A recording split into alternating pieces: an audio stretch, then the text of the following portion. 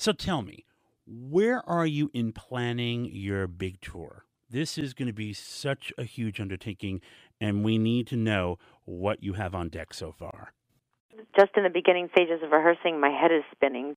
My catalog is kind of vast, and trying to find a way to because obviously I love all my new stuff, how to do my new stuff and my old stuff. Do you have a theme for the tour yet? Do you have an idea of how you want to frame it? No, and it's too soon right now. I keep renaming it. I keep renaming sections. I deconstruct a show and I break it down into sections. I call the sections different things. But it's in an evolving state right now, so I couldn't even tell you what it was.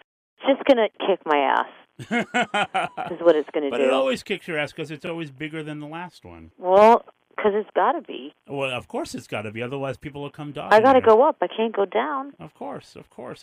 I'll tell you, though, my favorite tour ever, Drowned World. Really? Yeah. Why is that? I think because I like the darkness of the video passages, and that was a pretty dark tour. It was it was challenging. I go to shows for different reasons than a lot of other people. I like to hear where the artist is in the moment. I can listen to Holiday at home. Do you know what I mean? Yeah, I don't need to hear Holiday. There's a lot of darkness in this show. I would imagine so, just because this record has a fair amount of aggression. Yes, there's a lot of aggression. I pray for your dancers because they will be broken. They will be broken, and I think you're going to be doing some of it directly. Yes.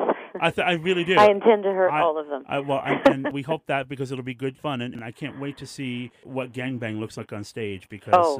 yeah, we got plans for that song.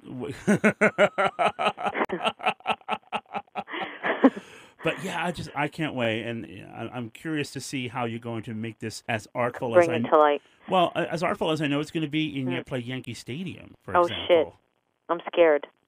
I hate to tell you, but I think maybe you don't need to be scared. You'll figure this out. You've been doing this a long time. Yeah, but I was scared about the Super Bowl, and somehow I pulled it off. So. But that was fear is a good thing. But you know what? Super Bowl was. Can I just tell you while we have a moment? You looked so happy. Yeah, because were you as happy as you looked? Yeah, you don't understand the anxiety I was feeling putting that show together. I relied on volunteers to set my stage up in 8 minutes. Just the panic of that was just beyond, I can't even express to you. So just getting my stage together and then knowing that my throne would arrive at the stage and the volunteer gladiators would get me to the stage. And we didn't have that much rehearsal. And so each time I got through a sort of benchmark moment, I go, okay, we did that. Okay, we did that. We did that. So by the time I got to Like a Prayer, I wanted to cry out of sheer happiness.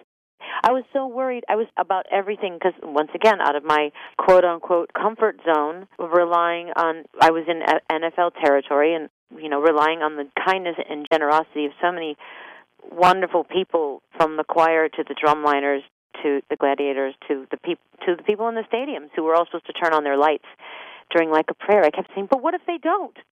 What if they throw them away? What if they're too drunk? Exactly. What if they all leave to get a hot dog? Honestly, people were telling me, don't get upset if half the stadium clears out when you're on stage. Just play to the TV crowd. So what? And I was like, really? Okay. Ew. Why in the world did you accept that gig anyway?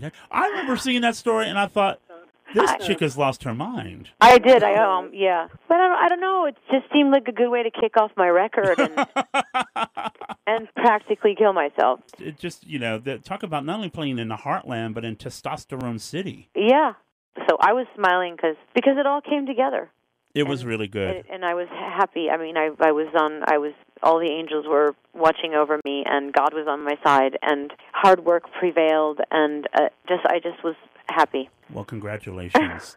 And, I can't wait to see what happens next. And seriously, this record, forgive me for saying this, because I know you're not like the Look Back girl, but this record reminds me of Erotica. Which is my favorite.